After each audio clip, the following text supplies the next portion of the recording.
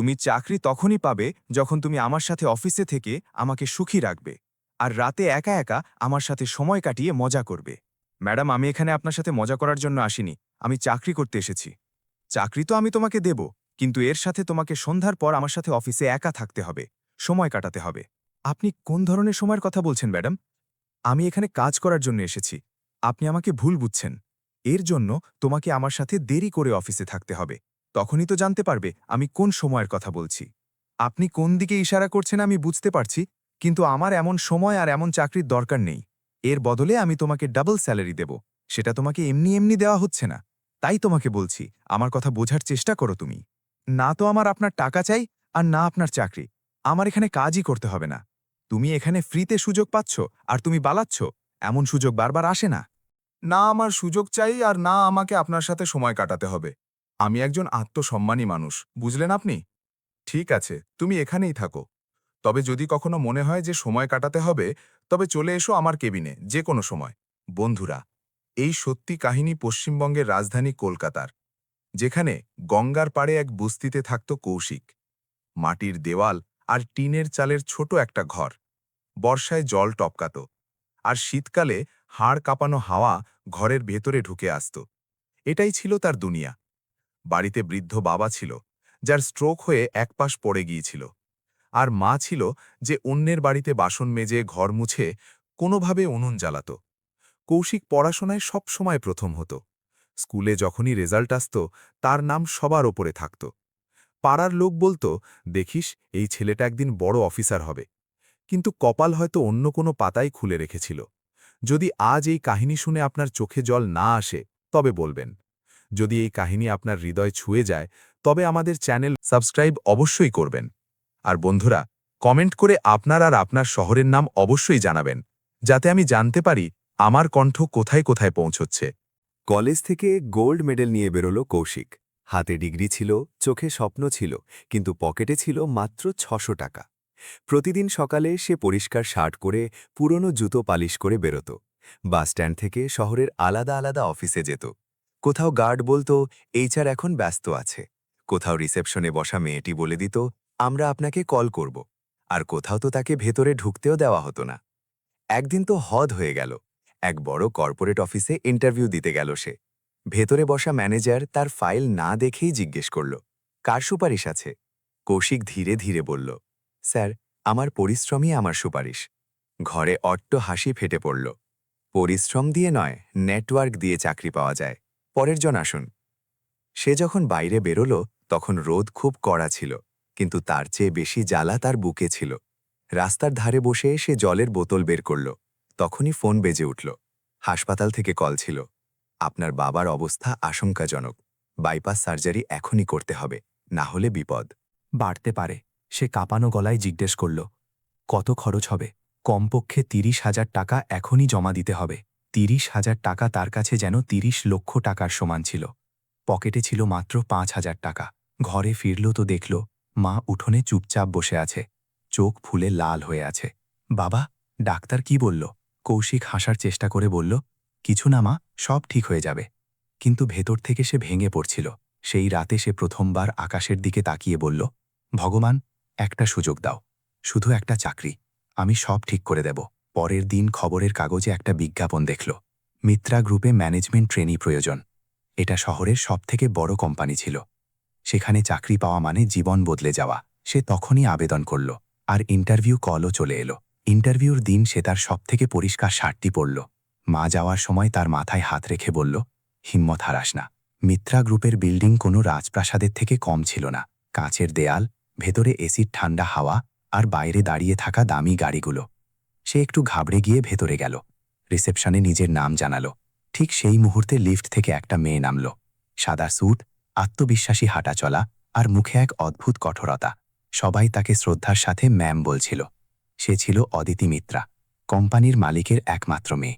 তার নজর হঠাৎ কৌশিকের ওপর পড়ল। ইন্টারভিউ? সে জিজ্ঞেস করল। জি। কোয়ালিফিকেশন? MBA, gold medalist. সে কিছুক্ষণ তার দিকে তাকিয়ে থাকল। হয়তো তার পোশাক দেখে তার অবস্থা বুঝে গিয়েছিল। আমার ক্যাবিনে এসো।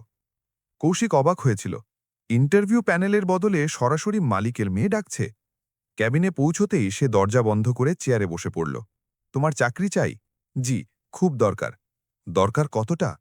এতখানি যে যদি আজ না পাই তবে হয়তো আমার বাবা বেঁচে থাকবেন না। অদিতির চোখে এক মুহূর্তের জন্য চাঞ্চল্য দেখা দিল, কিন্তু মুখ শক্তই থাকল। যদি আমি তোমাকে চাকরি দিই তবে তোমাকে আমার সব কথা মানতে হবে। কৌশিক চমকে গিয়ে বলল, মানে? মানে আমি যা বলবো তাই করবে, কোনো প্রশ্ন ছাড়া, কোনো তর্ক ছাড়া। সেটা যদি তোমার আত্মসম্মানের বিরুদ্ধেও হয় তবুও। ঘরে নিস্তব্ধতা নেমে এলো। কৌশিকের চোখের সামনে বাবার মুখটা ভেসে উঠল। অক্সিজেন মাস্ক লাগানো, যন্ত্রণায় ছটপট করা মুখটা, আর মায়ের নুয়ে পড়া কোমর, ছিঁড়ে যাওয়া শাড়ি। সে নিচু স্বরে জিজ্ঞেস করল, কত স্যালারি হবে? এতটা যে তোমার বাবার চিকিৎসা হতে পারে। একথা শুনে তার চোখ ভিজে এলো। সে জানত এই প্রস্তাব সহজ নয়, এতে অপমান থাকতে পারে, বাধ্যবাধকতা থাকতে পারে, কিন্তু তার কাছে কি অন্য কোনো রাস্তা ছিল? সে মাথা নিচু করে নিল। আমি রাজি। অদিতি চেয়ার থেকে উঠে তার সামনে এসে বলল, কাল থেকে তোমার পরীক্ষা শুরু হবে কৌশিক। মনে রেখো, সব কথা মানতে হবে। সে যখন বাইরে বেরোল তখন তার হাত কাঁপছিল। সে বুঝতে পারছিল না যে সে ঠিক করল নাকি ভুল। বাড়ি পৌঁছে মা জিজ্ঞেস করল, কি হলো? সে প্রথমবার স্বস্তিতে বলল, মা, চাকরি পেয়ে গেছি। মায়ের চোখ দিয়ে জল পড়তে থাকল। সত্যি? হ্যাঁ।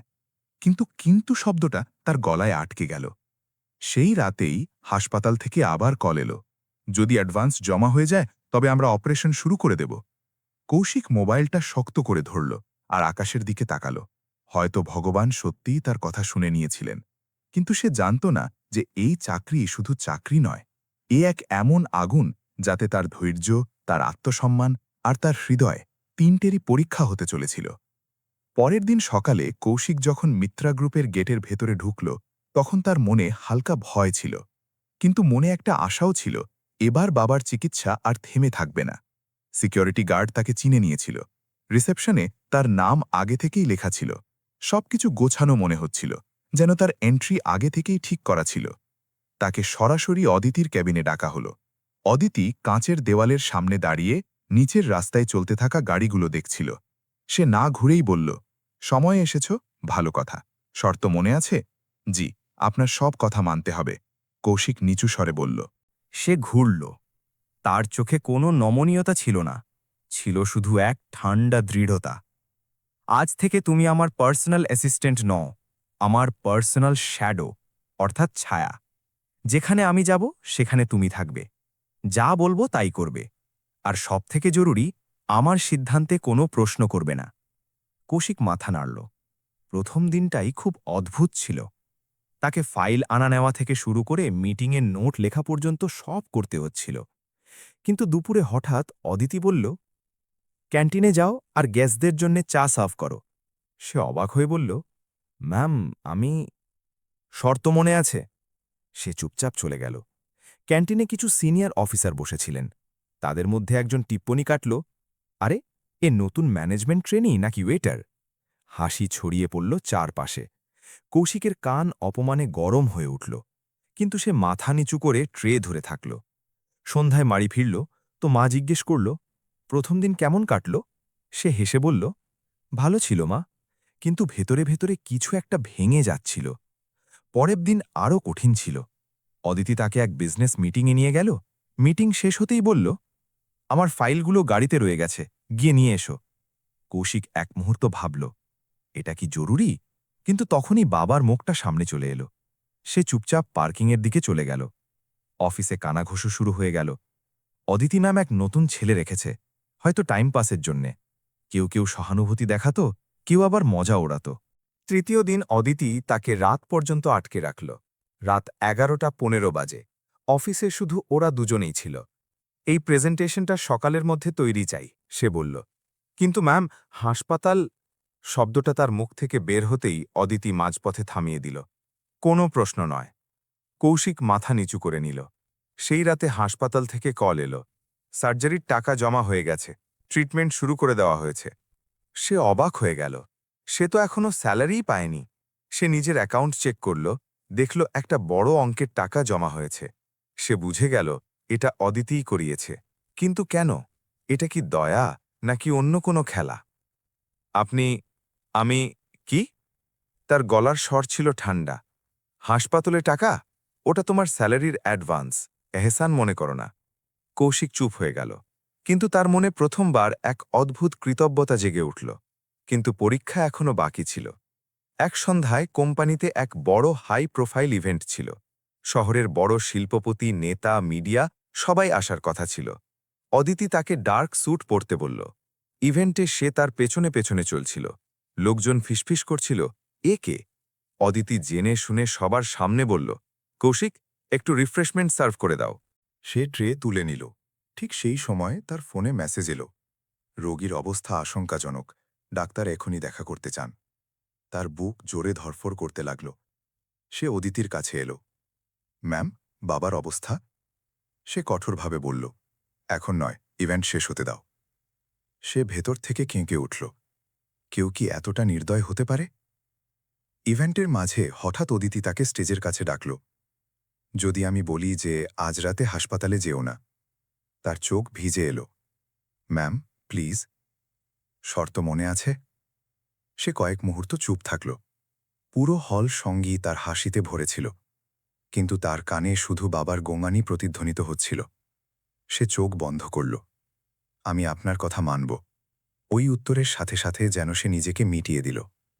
ঘড়িতে 8:30 বাজছিল। হাসপাতাল থেকে শেষ সময় 10টা পর্যন্ত দেওয়া হয়েছিল। ইভেন্ট শেষ হবার নামই নিচ্ছিল না। তখনই অদিতি হঠাৎই চলে গেল। সে ভিড়ের মধ্যে তাকে খুঁজতে থাকল। মনে ভয় আর রাগ দুটোই ছিল। প্রায় 9:30 নাগাদ অদিতি ফিরে এলো। চলো, সে বলল, যেখানে তোমাকে যেতে হবে। দুজনে দ্রুত গাড়িতে বসল। সারা রাস্তা নিস্তব্ধতা ছিল। কৌশিকের আঙুলগুলো কাঁপছিল। যদি কিছু হয়ে যায় তবে আমি নিজেকে কোনোদিন ক্ষমা করব না। অদিতি কিছু বলল না। তার নজর সামনের রাস্তার দিকে ছিল, কিন্তু মুখে প্রথমবার কঠোরতা ছিল না। অন্য কিছু ছিল, হয়তো লড়াই। হাসপাতালের গেটে গাড়ি থামল। কৌশিক ছুটতে ছুটতে ভেতরে গেল। ডাক্তার তাকে দেখেই বলল, আপনি দেরি করে এলেন, কিন্তু চিন্তার কোনো কারণ নেই। মানে? অপারেশন শুরু হয়ে গেছে, টাকা আগেই জমা হয়ে গিয়েছিল, সার্জারির সময় হয়ে গেছে। কৌশিক যেন পাথর হয়ে গেল। কিন্তু আমি তো... ডাক্তার হাসল। কেউ আপনার হয়ে সব সামলে নিয়েছে। সে ঘুরল। পেছনে অদিতি দাঁড়িয়েছিল। তার চোখে জল ছিল। কৌশিক কিছু বুঝতে পারছিল না। আপনি... অদিতি ধীরে ধীরে বলল, শর্ত পালন করার তোমার হিম্মত দেখতে চেয়েছিলাম। যদি তুমি তোমার বাবার বাহানা দিয়ে পালিয়ে যেতে, তবে হয়তো আমি বুঝে যেতাম যে দুনিয়াটা তেমনই, যেমনটা আমি দেখেছি। মানে? সে কয়েক মুহূর্ত চুপ থাকল। এখন নয়, সঠিক সময় বলবো। কৌশিকের ভেতরে তুফান চলছিল। এটা কি পুরোটাই একটা খেলা ছিল, নাকি কোনো গভীর কারণ? ডাক্তার এসে বলল, সার্জারি সফল হয়েছে, এখন আর বিপদ নেই। এ কথা শুনতেই কৌশিকের চোখ দিয়ে জল গড়িয়ে পড়ল। সে সেখানেই মেঝের ওপর বসে পড়ল। মাসের পর মাস ধরে জমে থাকা ভয়, টেনশন, অপমান সব একসাথে বেরিয়ে এলো। অদিতি চুপচাপ তাকে দেখতে থাকল। সেই রাতে প্রথমবার তার মনে হল, কাহিনীর মধ্যে এমন কিছু আছে যা দেখা যাচ্ছে না। অদিতি শুধু অহংকারী বড়লোকের মেয়ে নয়, তার ভেতরেও কোনো যন্ত্রণা আছে, কোনো ক্ষত আছে। কিন্তু সেই ক্ষতটা কি, আর এই পরীক্ষাটাই বা কেন? কৌশিক মাথা তুলে তার দিকে তাকালো। ম্যাম, আমি বুঝতে পারছি না, আপনি আমাকে নিচে ফেলছেন নাকি গড়ে তুলছেন? অদিতি হালকা হাসল। এখন তো কেবল শুরু কৌশিক, আসল উত্তর তুমি শীঘ্রই পাবে। হাসপাতালের সাদা দেয়ালের মাঝে মেশিনের বিপিং শব্দের মধ্যে এক অদ্ভুত সম্পর্কের জন্ম হয়ে গিয়েছিল। বিশ্বাস আর প্রশ্নের মাঝে ঝুলতে থাকা এক সম্পর্ক। হাসপাতালের সেই রাতের পর সবকিছু যেন বদলে গিয়েছিল, কিন্তু তবুও কোনো কিছুই পরিষ্কার ছিল না। কৌশিকের মনে এক অদ্ভুত বোঝা ছিল, কৃতজ্ঞতাও ছিল, আবার দ্বিধাও ছিল। সে অদিতিকে ধন্যবাদ জানাতে চাইল, কিন্তু প্রতিবার তার সামনে গেলেই শব্দগুলো গলায় আটকে যেত। সে বুঝতে পারছিল না যে মেয়েটি তাকে বারবার অপমানিত করে এসেছে, সেই মেয়েটি তার বাবার প্রাণ বাঁচানোর জন্য চুপচাপ লাখ লাখ টাকা কিভাবে খরচ করতে পারে। পরের দিন সে অফিসে পৌঁছাল, তো দেখল পরিবেশ স্বাভাবিক ছিল, যেন কিছুই হয়নি। লোকজন যে যার কাজে ব্যস্ত ছিল। অদিতির ক্যাবিনের দরজা বন্ধ ছিল। রিসেপশনিস্ট জানালো, ম্যাম আপনাকে আসতেই ডাকতে বলেছেন। সে ভেতরে গেল। অদিতি ল্যাপটপে কিছু দেখছিল। বাবার শরীর কেমন আছে? সে উপরের দিকে না তাকিয়ে জিজ্ঞেস করল। এখন বিপদ কেটে গেছে, ধন্যবাদ, কৌশিক নিচু স্বরে বলল। অদিতি ল্যাপটপ বন্ধ করল। তার চোখ প্রথমবার সরাসরি তার চোখের সাথে মিলল। সেখানে কঠোরতা কম ছিল, গুরুত্ব বেশি ছিল। ধন্যবাদ আমাকে বলো না, ওটা তোমার স্যালারির অংশ। এত বড় অঙ্ক, তোমাকে আমার সব কথা মানবে হবে, মনে আছে? সে আবার চুপ হয়ে গেল। আজ বিকেল 6টায় বোর্ড মিটিং আছে, অদিতি বলল। তুমিও যাবে? কিন্তু আমি তো। তুমি। তাই করবে যা আমি বলবো। বিকেলে মিত্রা গ্রুপের কনফারেন্স হলে শহরের বড় শিল্পপতি, কোম্পানির ডিরেক্টর আর কিছু মিডিয়ার লোকজন উপস্থিত ছিলেন। কৌশিক ভেবেছিল সে শুধু নোট নেবে, কিন্তু হঠাৎ অদিতি সবার সামনে বলল, আজ আমি আপনাদের সবাইকে এক বিশেষ মানুষের সাথে আলাপ করিয়ে দিতে চাই। হলে হইচই পড়ে গেল। এ হলো কৌশিক। সে এগিয়ে এসে বলল, গত কয়েকদিন ধরে আমার সাথে কাজ করছে। সবার নজর তার উপর গিয়ে পড়ল। কিছু লোক ফিসফিস করছিল, ওই ছেলেটা। অদিতি মাইক তুলল। আপনারা সবাই জানেন যে আমাদের গ্রুপ 2 বছর আগে এক বড় ধাক্কা খেয়েছিল। আমার বড় ভাই অভিরূপ, যে এই কোম্পানির ভবিষ্যৎ ছিল, সে আজ আমাদের মধ্যে নেই। হলে নিস্তব্ধতা ছেয়ে গেল। এই নামটা হয়তো সবাই জানত, কিন্তু তার ব্যাপারে কোনোদিন খুলে কথা হয়নি। অদিতির গলা হালকা কেঁপে উঠল। সে কারোর ওপর ভরসা করেছিল। সেই ভরসা তাকে ভেঙে দিয়েছিল। টাকা, বন্ধুত্ব, সম্পর্ক সব ধোঁকা প্রমাণিত হয়েছিল। আর একদিন সে হার মেনে নিল। কৌশিক প্রথমবার তার চোখে সেই যন্ত্রণা দেখল যা এতক্ষণ কঠোরতার আড়ালে লুকিয়েছিল। তখন থেকে আমি একটা প্রশ্নের সাথে লড়াই করছি, সে বলতে থাকল। এই দুনিয়ায় কি এমন কেউ আছে যে টাকার জন্য নিজের আত্মাকে বিক্রি করবে না? এমন কি কেউ আছে যে বাধ্য হয়েও নিজের প্রতিশ্রুতি থেকে পিছু হবে না? সে ধীরে ধীরে কৌশিকের দিকে তাকাল। আমি একে পরীক্ষা করেছি, অপমান করেছি, গভীর রাত পর্যন্ত আটকে রেখেছি। ইভেন্টে বাবার সার্জারি আর প্রতিশ্রুতির মাঝে দাঁড় করিয়েছিলাম। হলে বসা লোকজন অবাক হয়ে গিয়েছিল। কারোর কারোর নজর নিচু হয়ে গেল। আর প্রতিশ্রুতিকে বেছে নিল। অদিতির গলা ভারী হয়ে এলো। অথচ ও জানত যে ওর বাবার প্রাণ বিপন্ন। কৌশিকের বুকে কিছু একটা বিঁধল। সে কোনোদিন ভাবেনি যে সে সবার সামনে এভাবে দাঁড়াবে। কিন্তু সত্যিটা হলো, অদিতি আরও বলল, সার্জারি আমি আগেই করিয়ে দিয়েছিলাম, কারণ আমি দেখতে চেয়েছিলাম যদি সবকিছু সুরক্ষিত থাকে, তবুও কি সে নিজের প্রতিশ্রুতিতে অটল থাকে নাকি বাহানা খোঁজে। এ পাস করে গেছে, সে পরিষ্কার ভাষায় বলল। এ সেই মানুষ যার উপর ভরসা করা যেতে পারে। হাততালি ধীরে ধীরে বাজতে শুরু করল। প্রথমে হালকা, তারপর জোরে। কৌশিকের চোখে জল ছিল। সে বুঝতে পারছিল না এটা সম্মান নাকি আরেকটা পরীক্ষা। মিটিং শেষ হবার পর সবাই চলে গেল। কনফারেন্স হলে এখন শুধু অদিতি আর কৌশিক ছিল। আপনি এসব কেন করলেন? সে শেষমেশ জিজ্ঞেস করেই ফেলল। যদি আপনার ভরসাই চাইত, তবে সরাসরি জিজ্ঞেস করতে পারতেন। অদিতি চেয়ার কি। এখানে আপনার অনুরোধ অনুযায়ী কাহিনীটির শেষ অংশের সম্পূর্ণ বাংলা অনুবাদ দেওয়া হলো। চেয়ারে বসতে বসতে সে এক লম্বা নিঃশ্বাস নিল। সোজা প্রশ্নের সোজা উত্তর সবাই দিয়ে দেয় কৌশিক, কিন্তু সত্যিটা পরিস্থিতির মধ্যে ফুটে ওঠে। আর যদি আমি ভেঙে পড়তাম, তবে আমি বিশ্বাস করে নিতাম যে পৃথিবীটা বদলানোর যোগ্য নয়। তার শব্দে কোনো তিক্ততা ছিল না, ছিল শুধু ক্লান্তি। আপনার আমার উপর এত ভরসা হলো কি করে? কৌশিক জিজ্ঞেস করল। ভরসা ছিল না, সে হালকা হেসে বলল, শুধু আশা ছিল। কিছুক্ষণ দুজনে চুপ করে থাকল। আপনি বলেছিলেন আপনার সব কথা মানতে হবে, কৌশিক ধীরে ধীরে বলল। আমি মেনে নিয়েছি, এবার কি? অদিতি জানলার পাশে চলে গেল। নিচে শহরের আলো ঝলমল করছিল। এবার আসল কাজ শুরু হবে। আমি এই কোম্পানিকে শুধু মুনাফার জন্য চালাতে চাই না, আমি এটাকে একটা দৃষ্টান্ত বানাতে চাই। কেমন দৃষ্টান্ত? যেখানে টাকার আগে মানবতা থাকবে, যেখানে কর্মীদের মেশিন নয় মানুষ ভাবা হবে, যেখানে কোনো গরিবকে শুধু তার পোশাক দেখে বিচার করা হবে না। কৌশিক প্রথমবার তার স্বপ্নগুলোকে অনুভব করল। এ সেই মেয়ে ছিল যে কয়েকদিন আগে তাকে ফাইল আনতে পাঠিয়েছিল, কিন্তু আজ সে অন্য এক রূপে ছিল।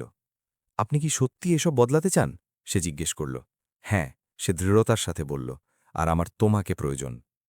সেই রাতে কৌশিক যখন হাসপাতালে পৌঁছল, তার বাবা তখন জ্ঞান ফিরে পেয়েছিলেন। বাবা, তিনি দুর্বল গলায় বললেন, তোকে খুব খুশি দেখাচ্ছে। কৌশিক হাসল। সব ঠিক হয়ে যাবে বাবা। কিন্তু মনে মনে সে ভাবছিল, সত্যি কি সব ঠিক হয়ে যাবে? এই সম্পর্ক কি শুধু মালিক আর কর্মীর থাকবে, নাকি অন্য কিছু হবার শুরু হয়ে গেছে? পরের কয়েকদিন অদিতির ব্যবহার বদলে গিয়েছিল। এখন সে আর আদেশ দিত না, বুঝিয়ে বলত। মিটিংয়ে তার মতামত জানতে চাইত।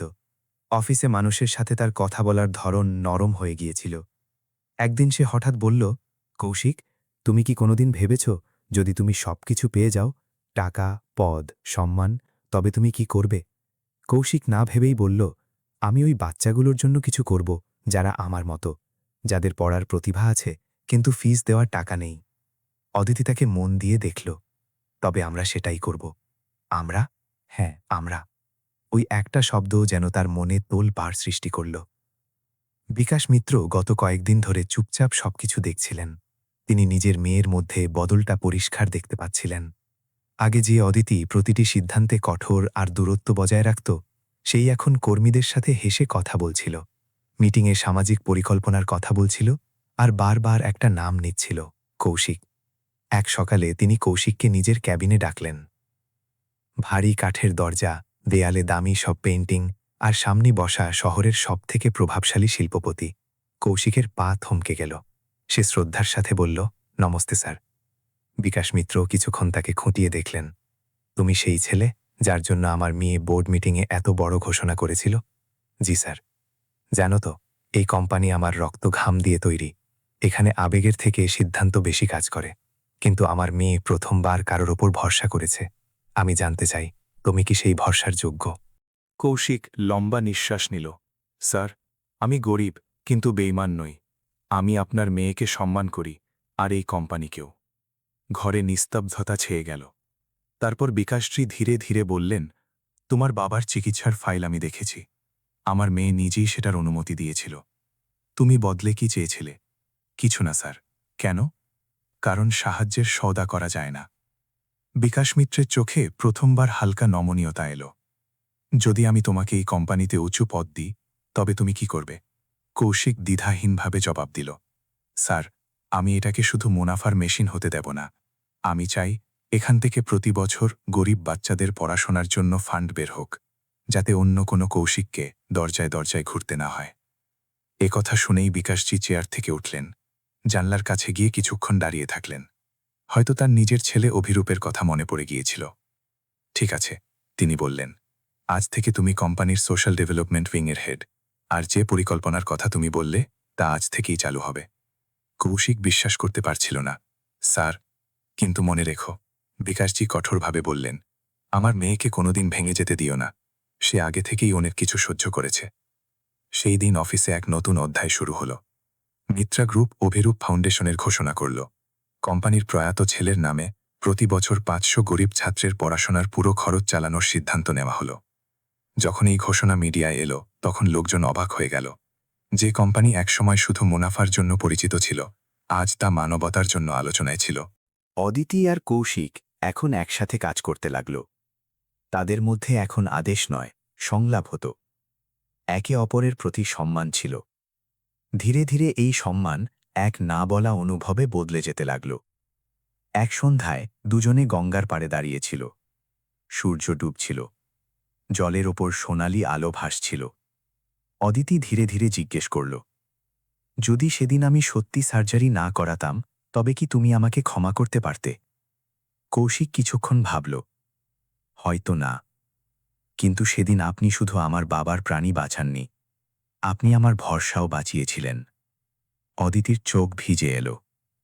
আমি মানুষকে টাকার জন্যে বদলে যেতে দেখেছি। প্রথমবার কাউকে দেখলাম যে বাধ্য হয়েও নিজেকে বদলাল না। কৌশিক হাসল, কারণ আমার কাছে হারানোর মতো টাকা ছিল না, শুধু সম্পর্ক ছিল। বাতাসে এক নিস্তব্ধতা ছিল, কিন্তু তা গুমোট ছিল না। কৌশিক, অদিতি ধীরে ধীরে বলল, যদি আমি বলি যে এখন আমাকে তোমার সব কথা মানতে হবে? সে হালকা হাসল, তবে আমার প্রথম কথা হবে, নিজেকে ক্ষমা করে দিন। আপনি ভুল ছিলেন না, শুধু ভীত ছিলেন। তার চোখ দিয়ে জল গড়িয়ে পড়ল। কিছুদিন পর বিকাশ মিত্র নিজে কৌশিকের মাকে বাড়িতে ডাকলেন। সাধারণ ড্রয়িং রুম, কিন্তু পরিবেশে আপনাত্ম ছিল। বোন, বিকাশজি বললেন, আপনার ছেলে শুধু যোগ্য নয়, সে একজন সৎ মানুষও। যদি আপনার আপত্তি না থাকে, তবে আমি ওকে নিজের জামাই করতে চাই। কৌশিকের মায়ের চোখ দিয়ে জল পড়তে থাকল। আমরা গরিব মানুষ সাহেব, আজ থেকে নন। বিকাশজি হেসে বললেন, আজ থেকে আমরা এক পরিবার। যখন অদিতিকে এ কথা জানানো হলো, সে শুধু এটুকু বলল, এটা কি কৌশিকের ইচ্ছাও? কৌশিক তার সামনে এলো। আপনি বলেছিলেন আপনার সব কথা মানতে হবে। আজ আমার একটা কথা মানুন। কি? আমার সাথে সারা জীবন চলুন। অদিতি হাসল, কিন্তু এবার তাতে অহংকার নয়, ছিল অকৃত্রিম ভালোবাসা। এবার আমি শর্ত রাখব না, শুধু হ্যাঁ বলবো। বিয়ে হলো খুব সাদামাটাভাবে, না ছিল আড়ম্বর না শোরগোল। মন্দিরে কিছু কাছের মানুষ, মায়ের দোয়া আর বিকাশ মিত্রের সজল চোখ। যখন কৌশিক অদিতির গলায় মালা পরাল, তখন তার মনে পড়ে গেল সেই দিনের কথা, যখন সে চাকরির জন্য দরজায় দরজায় ঘুরছিল। আর আজ সেই মেয়েটি, যে তাকে পরীক্ষায় ফেলেছিল, সেই তার জীবনসঙ্গী হচ্ছে। বিয়ের পর দুজনে মিলে ফাউন্ডেশনকে আরও শক্তিশালী করল। শত শত বাচ্চার জীবন বদলে গেল। হাসপাতালে গরিব রোগীদের জন্য হেল্প ডেস্ক খোলা হলো। অফিসে কর্মীদের জন্য সম্মানজনক পরিবেশ তৈরি করা হলো। কৌশিক একদিন বলল, দেখলে, যদি সেদিন আমি হার মেনে নিতাম তবে আজ এসব হতো না। অদিতি জবাব দিল, আর যদি আমি ভরসা করা ছেড়ে দিতাম তবেও হতো না। দুজনেই হাসল। বন্ধুরা, এই কাহিনীর সবথেকে বড় শিক্ষা এটাই, দারিদ্র মানুষকে ছোট করে না, বরং তার চরিত্রকে আরও উজ্জ্বল করে। টাকা অনেক কিছু কিনতে পারে, কিন্তু সততা আর প্রতিশ্রুতি রাখার শক্তি কখনো কেনা যায় না। জীবনে পরিস্থিতি আমাদের ভাঙতে নয়, বরং পরীক্ষা করতে আসে। যে সেই পরীক্ষায় খাঁটি প্রমাণিত হয়, সেই আসল জয়ী হয়। ভাবুন তো, আপনি যদি কৌশিকের জায়গায় হতেন, তবে কি প্রতিশ্রুতি রাখতেন নাকি পরিস্থিতির বাহানা দিতেন? যদি আপনি অদিতির জায়গায় হতেন, তবে কি পুনরায় কারোর ওপর ভরসা করতেন? মাঝে মাঝে জীবন আমাদের এমন এক মোড়ে দাঁড় করিয়ে দেয়, যেখানে একটা সিদ্ধান্ত আমাদের পুরো কাহিনী বদলে দেয়। তাই পরের বার যখন পরিস্থিতি কঠিন হবে, হার মানবেন না। হতে পারে সেই মুহূর্তটি আপনার আসল পরিচয় গড়ে তুলছে। বন্ধুরা, এই ছিল আমাদের আজকের কাহিনী। আপনাদের সবার কেমন লাগলো কমেন্ট বক্সের মাধ্যমে আমাদের অবশ্যই জানান। সাথে আমাদের চ্যানেলকে সাবস্ক্রাইব করতে ভুলবেন না। বন্ধুরা, দেখা হবে এমনই এক হৃদয়স্পর্শী কাহিনীর সাথে। ততক্ষণ পর্যন্ত আপনাদের সবাইকে অন্তর থেকে ধন্যবাদ।